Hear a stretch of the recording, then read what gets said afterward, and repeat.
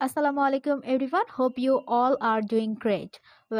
আজকে আমরা daily use spoken ইংলিশের শব্দের শেষে যে ই বর্ণের প্রয়োগ হয় সেটা কয়েকটা রুল শিখব। তার আগে আমার চ্যানেলে নতুন থাকলে প্লিজ আমার চ্যানেলকে সাবস্ক্রাইব করবেন। শব্দের শেষে ই বর্ণের প্রয়োগ সাধারণত শব্দের জোর ভাব প্রকাশ পায়।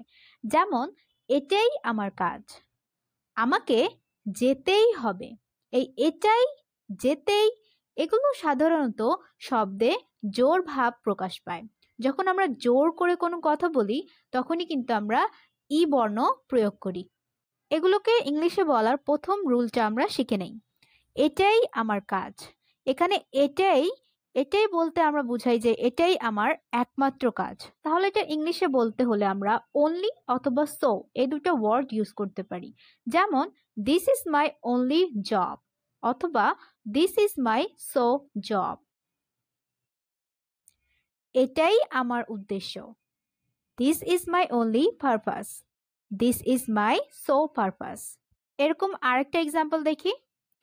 ওইটাই আমার গর্ব। That is my only pride.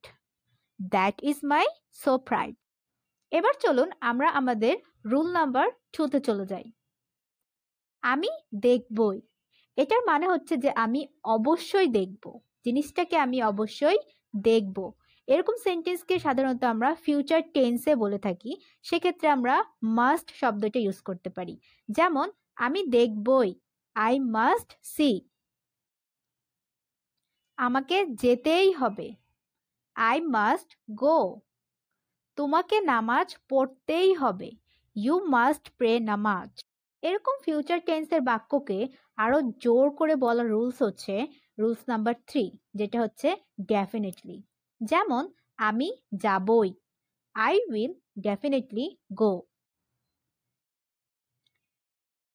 আমি বলবই, আই উইল ডেফিনেটলি সে। সে আসবেই, হি উইল ডেফিনেটলি কাম।